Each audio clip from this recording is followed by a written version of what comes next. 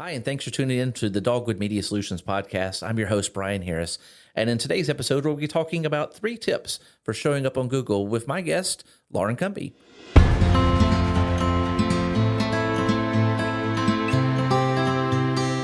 Hi, and welcome to the Dogwood Media Solutions podcast. My name is Brian Harris. I'm the owner of Dogwood Media Solutions. And today on our podcast is Lauren Cumbie, one of our staff. You'll be hearing her voice in the future more often. She'll be serving as a host when I'm not here. And so she'll be doing that along with being the guest on some occasions. But a lot of things we're going to be talking about are the blog posts that we write about, using those as a subject matter to kind of go a little bit more in depth. And so people who write the blog posts the most are myself, Lauren, and Beth. And so they'll probably be the main 3 you'll be hearing from on a regular basis. But we do have several other podcasts in line of some of our other staff here at Dogwood that they'll get to come in and participate in also too. So it won't be just the 3 of us. We'll keep it nice and interesting. Lots of different subject matter that we'll be touching on each week. So Lauren, thanks for joining me for the first episode of Dogwood Media Solutions podcast. Yeah, I'm excited. This is something, you're a big podcast listener, so this is something that you've really always wanted to do. And so finally we have this editing suite to finally do a podcast in. Yeah, that's really exciting. We've been talking about it. I mean, I've almost been at Dogwood for 4 years, and I feel like we've been talking about this since day one. So this is exciting. Yeah, and that kind of touches into the next thing I was going to talk about, how we met. We've known each other for, I guess, about a little over 5 years now. I worked at the Alabama Baptist State Board of Missions, was a state missionary there, doing digital marketing. And when I started Harris Media Solutions and took it full time, they became one of my clients. And so Lauren was at the State Board of Missions after I was there. So when I left, I think, did we overlap? I don't think we overlapped any. No, I came in 2018. Okay, and I'd already left in February of 2017 was when I went full-time with my company. And so Lauren came in afterwards, but I met her through Scooter. Scooter was the youth ministry strategist at the State Board of Missions, and he met Lauren through Super Summer Alabama and had brought her in. And so Lauren, being the young person, was helping him doing a lot more marketing, and she just reached out and was very teachable, I would say. And that's what I liked about her, because like when someone's willing to ask, like, how do I do this? Is there anything I can be doing to make your job easier? I was like, okay. So I started giving Lauren more responsibilities than other people did in the building, like with social media. And so when it came time for Dogwood to go into its next phase, I'd already brought Thomas Jones in helping out, and then we merged the businesses. And so we knew we needed help with social media because I couldn't handle it all myself. And the first person I thought of was Lauren. Do you remember the email I sent to Chris? Chris Mills was one of the associates, or still is one of the associates at the State Board of Missions. And I don't think I knew that you emailed Chris, but I knew that you and I were talking, and Chris and I were talking one day, and he said, you need to respond to Brian and tell him that your email, Lauren at Dogwood Media Solutions, sounds better than L House at Ausbom or whatever. And that was my underhanded attempt to see if Lauren would be interested in joining. Yeah, well, because you responded and you said, I'm working on it. And I was like, oh. I literally was. I was like, if I can grow the business and get to the point where I need to bring someone in, you're the first person I wanted to talk to. And I lived up to my word. And I'm honored. Yeah. Well, 4 years later, you're still here. So you must like it somewhat, I guess, to stick around with me. So I really appreciate it. Lauren does a lot of work for us, and her role has changed tremendously over the past 4 years. As Dogwood has grown, her role has changed. And of course, when she first came in, she was handling all the social media. So she was literally managing the social media. She was the social media manager. And the next position was when we changed up our titles, because we started bringing in additional people. And Beth, we talked about her, will be joining us, and she came in, and later Emily.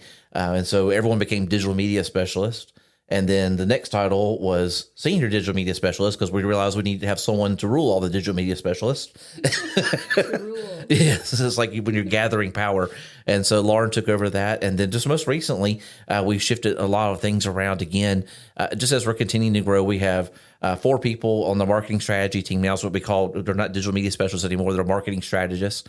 And there's a total of 5, actually, if you include yourself. Yep. And so Beth shifted to being SEO specialist, and we have 3 other different people. Each one has a different focus that they primarily work on. They, of course, work with all of our clients. But our big 3 that we work on at Dogwood are our nonprofits, our religious institutions, and our education. And so each one of them kind of has a little bit of a specialty. We're kind of evolving that a little bit, because we still have a lot of businesses that don't necessarily fit this 3 like silos, I guess you could call them. But they're still important to us, and so we still work with them. And so those folks are kind of evolving in that way. And so we knew we needed to move Lauren into the next iteration of her role, where she's the primary contact for the clients that, basically over all of our folks, because she's got the most experience. And then she's working primarily with some of our clients that are very content driven or ad space driven. And so she stays pretty busy. And then she's helping me a ton too, because she does a lot of things for like proposals and helping me with that and just meeting with clients when I can't necessarily always be there, because it's hard sometimes when you get pulled in multiple directions. And so it's great to have Lauren there helping that personally with that. So yeah, that and other responsibilities as assigned by your that it changes. Like, or hey, can you send out these Christmas card invitations or Christmas cards or just different things like that? Or there's always changing as it go. But today, kind of getting more into the actual subject, what we want to talk about. We wanted to talk about 3 tips for showing up on Google, and this is something that Lauren became an expert in, and so she wrote a blog post about it. And so we're just going to kind of go into that a little bit more in depth. The first tip you had on there on your blog post you wrote was about claiming your Google business listing. So I'll kind of let you tell us a little bit more about that. Yeah. So the way this kind of got started was my husband and a good friend of ours actually run a dog training business here in town. And because I'm in the field that I am, I just pay attention a lot to where they're showing up and how they're doing on social media and that kind of thing.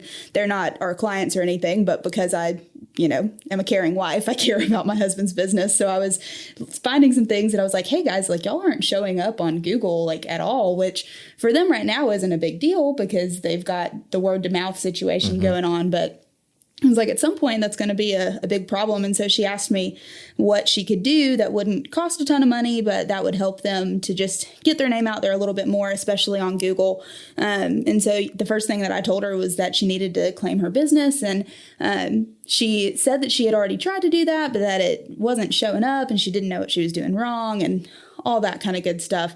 But that is like one of the biggest things that people don't realize that they need to do is claim their business, because it's kind of one of those processes that, as well as I do, that you got to tell them where you are. They've got to send you the postcard. You've got to tell them, yes, I got the postcard. I really am a real person in a real business, all that kind of good stuff. And people just don't know that they need to do that. And how often do we say, hairstylist near me, or, and those little searches are the ones that come up, the ones that have the map and the business listings. And if you don't have one of those, then you're not going to show up for those. And that's where most of us go to find the places near us that are doing the services we need. Yeah, that was going to be my first question, like the process for getting that. Of course, I know it, but I feel like some of our listeners might know it. You kind of touched on it with the postcard. Was that the main thing, that the best way that people can request to claim their listing is by getting the postcard sent to them? Yeah, you can do it in a couple different ways. The postcard is the way that they will send it to your actual physical address. But I've had people ask me well, what if I don't have a physical address? And you can use a P.O. box. It doesn't have to be your business has a building kind of situation. And then once you actually have your Google business listing claimed, you can go in and tell them what information you want them to show. So you don't have to show that P.O. box. They just need a physical location to send that postcard to be able to verify that you are a real business and a real person and that kind of thing. And of course, you can set up multiple people to be able to access that business listing too. And so I know we've had that occasion just because we're an agency where we have control of someone else's listing, but there might be other people that are part of the ownership of that too. And that's one of the great things about that. I know one of the stories with Dogwood, just because we've moved recently, we're still trying to get our Google My Business listing taken care of because of the postcard issue, because ours being a brand new building, we didn't have a post office box. And so we had to go through that process, and we're still doing that with Google right now to get our address moved from our previous address over to this. And so to say it's an easy process, it's not. Even us, this is the kind of thing we do on a daily basis, are still having to deal with issues with that, with Google having to get that postcard over and getting their address verified so they can move our location. Because it's even important for us, we're not selling a physical product, but still, when our clients want to come meet with us, we want to make sure that they can find us. And of course, our address not existing doesn't help either, too. So we do have a P.O. box, like you mentioned, too, which is another thing that will help us a lot on that also, too. So the next piece you mentioned was going in and creating an SEO strategy. And I know this is kind of things that we always tell people when we talk about SEO, we always bring Beth into it because Beth became such an expert in knowing how to do SEO, and just the things she knows about SEO just surprised me on a regular basis because It's amazing. Like she'll start going in details. I'm like, all right. She's a superhero. I mean, she really is. We told her 2 years ago that we needed her to like take that on and be the expert, and she took that seriously. She is the expert. Well, she was writing already, and so we started talking. And I remember this process. We're like, we need you to like think about SEO when you're writing these things. She was like, okay, I'll research it. And I remember it always being an interest to her because when Thomas was here, she'd always like pick his brain, like, how can I write this better for SEO? And so she just took it on herself. She got all the certifications, and she is by far probably the most knowledgeable person I know when it comes to SEO. And it's great that we have her on our staff and are able to have her helping to work with our clients. And of course, she'll be on several episodes, and you'll talk about that a little bit later on too, about that topic coming up with her. But go into talk about the SEO strategy here.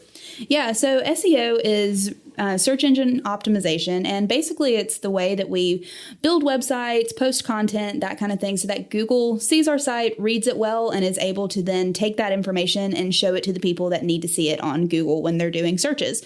So one of the ways that you can optimize your website for SEO and just make yourself easy to find on Google is to update your content regularly with keywords that you feel like people are going to search for to find your business. Beth talks a lot about creating a SEO blogging strategy just because that's one of the easiest ways to update your content regularly. And so basically what you do in that situation is you kind of sit down and brainstorm those keywords and try to think of what are the things that people are going to be looking for. So in the situation with the dog training, you might be looking for basic obedience or, new puppy training tips or, just training near me, those kind of things. Even our blog posts that we do for Dogwood are very specific in SEO and how we put those and how they affect our Google listings too. So go ahead. Yeah, for sure. I know that Beth will talk about all these things a lot more in detail as we get going, but there's short-term keywords, there's long-tail keywords, there's a million different ways that you can kind of put those words into your content to help you show up on Google. But that first step is kind of coming up with those keywords that work for you. And then to start writing content. Think about those keywords, think about the content that would come from those, and then just start writing. I know that there are people that say that they're not good writers. I'm not good at this. I promise you, if you just like Google text talk your thoughts about a certain topic, you can go in and clean it up later. You can use Grammarly and make it sound pretty, all that kind of good stuff. But it's so much better to have good quality content because you know your information better than anybody else. So start writing that content and then optimizing your blogs, which basically there's a lot of different things that go into optimizing blogs, but the big ones, of course, are making sure that you verify that keyword because Google doesn't know what your keyword is if you don't tell them what your keyword is. And then making sure that it's in your title, make sure that it's in the first paragraph of your blog, make sure that it's in at least one of your headings farther down, and then just making sure that there's external links and internal links. We like to use Rank Math. It's the plugin that we use to kind of help us go through those steps and just not forget one. At this point, Beth and Brian and I, when we write, we can pretty much plug it in and get a pretty good score without having to look at any of the tips because you just get used to it over time. But for somebody first starting out, and a plugin like that is really helpful because it gives you the list of, hey, your keyword isn't in here enough times, or, your URL is too long, or whatever it might be. So it helps you to do all of that optimizing. And that's just a really great way to go ahead and update your content regularly and get those keywords out there. And SEO is not a quick, easy fix, but it is the long-term solution for making sure that you stay relevant on search engines. That's important to mention that too, that SEO it's a long-term strategy. You can't just go in and go, I'm going to put a little bit of SEO work into this month and then expect 12 months later to be like, all right, I should have tripled my business. And just because I wrote one blog post, Google wants to see consistency across the board. And it's not just posting once a month or going after specific keywords. It wants to see consistency across the board of writing regular content, putting things in their focus. It makes sense also too. He doesn't want you just to grab a keyword. It doesn't make sense for who you are. Like you mentioned, 5 freckle canine. the things that deal with dogs make sense because that's who they are. And so having consistency in how they've done that too. Yeah, and for them, this tip specifically made a lot of sense because they're already doing blog writing. She just didn't know that SEO was even a thing. So if it's something she's already doing, I mean, she can definitely go in there and make the tweaks that need to be made. And it's an easy, I mean, adds 10 minutes to your blog publishing timeline. And then you've done something good for your site, something good for your business, and it's just a win-win all around. And we talk about multiple purposes in blog writing all the time too, because it becomes social media content that you can share. It's also just a way to resource your clients and tell them, I'm actually an expert in this. We talk about that all the time with Dogwood. The people will ask us, why do you give away all these things? Why are we talking about this right now? It's not to give it away. It's to show you that, hey, we actually know what we're talking about. Let us demonstrate how we know what we're talking about. If it's something you can benefit from, great. If it's something that we can be able to turn over and give to someone else, great too. So that's just the little things in blog writing that we like to be able to do. I know we're running close to time because our goal on this podcast, if we didn't mention it, is to try to keep this between 15 and 20 minutes. So we will talk about our last tip on Google, and that's about buying Google search ads. That was our last tip that we wanted to give out today. So I'll let you go jump right into that one. Yeah, so this is a big part of my job now.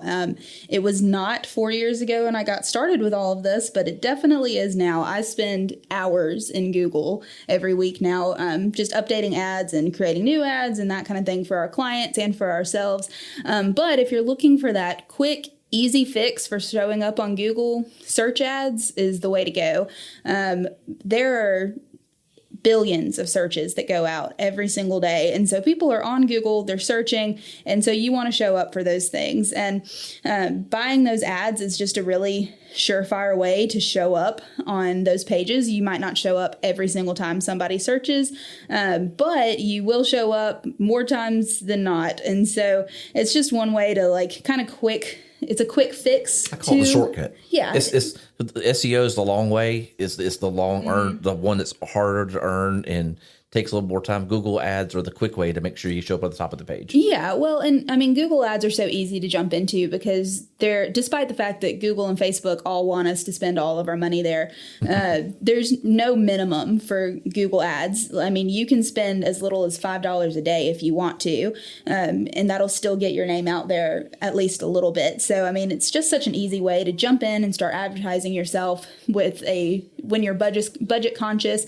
And, as your business grows, if you can throw thousands of dollars at it, awesome. But if you have we've seen people get lots of great returns off of that. And in fact, we'll talk a little bit about that, I'm sure, in some future blog posts about specific goals when it comes to Google ads and how you can use those to be able to reach your audience. And of course, I mentioned at the top of the page, you're not guaranteed top of the page even when you pay for it. Right. You can pay a lot of money and guarantee yourself at the top of the page, but Google kind of gives you those estimates when you're working with Google, and they can tell you, here's how much, like if for specific keywords that we need to be able to budget to reach that, and also how many times a day you could reach top of page based on that search too, because just because you bought it one time doesn't mean you're going to be able to show up there constantly throughout the day. And we've had clients before, they're like, why am I not showing up number one? And it's like, well, stop searching for yourself. You're ruining it. Stop spending your own money. You're spending your own money, and when you don't click on it, you're actually telling them that your ad's not relevant. Yeah. So you're hurting yourself just by doing that. And honestly, I mean, just from a personal standpoint, like I very rarely click on like the number one spot because something to me about like a business being such a try hard, like trying they really want this. Yeah, like it just, I don't know, maybe that's a weird thing and I'm the only person that does that, but like I'm usually like a 2-3 spot like clicker. So. Well, sometimes like I'll be searching for something that I've already bought and I'm trying to remember to get to it, and I'll see an ad pop up for theirs, and I'm like, I'm not going to click on their ad because I don't want to charge them money because I know I know it's going to cost them money, and I really want their ads to stop showing for me also too. I'm already a client. I'm just going to like bypass that and be nice and not cause my own price that I'm paying for the service to increase because of that. But I know not everyone else is thinking about that. But that is definitely something that only we notice. Only marketing people would ever think about that. But so yeah. So one of those things, if you do search for yourself, you probably should click on it if you want to show more often. But I know we promised you 15 to 20 minutes. I know we're getting close to that. So I'm going to go ahead and wrap it today. I hope these 3 tips are useful to you. If you want to read more specifically about what Lauren said, you can always visit dogwoodmediasolutions.com. Click on the blog. You'll be able to find all of our information that we put out there. We're generally putting out between 3 and 4 blog posts a month on there. Hopefully will help you to just to get some information and kind of see what we know, and also be able to find tips, things that you could apply to yourself also too. Also to connect with us on social media, dogwoodmediasolutions.com. That's the best place to go. You'll find links to all of our social media there. Lauren, well, thank you for being here, being my first guest. And I want to wish you luck in hosting the next episode. In fact, you want to go ahead and tell us a little bit about that one? Yeah, so me and Beth will be with y'all next week. We're going to be talking more about SEO, but we're going to talk about SEO versus SEM and what that means, what those letters mean, because there's tons of acronyms. And so Beth is going to prove to you just how much of an expert she is. Well, I'm excited to hear that. I won't be here to listen. I mean, I will listen to the podcast. I won't be here when y'all actually record it. So I'll get to be the bystander in episode 2, which is kind of nice. So we'll definitely remind you, if you haven't already subscribed to our podcast, if you like what we're doing, we want you to go ahead and subscribe and follow us and be able to get notifications every time we issue a new podcast. Right now, our plan is to put this out twice a month. We have a schedule we're working on. We've got podcasts already planned for the entire year and hope that you'll stick around and hear us. So thanks for tuning in. Thanks for listening to us here on the Dogwood Media Solutions podcast.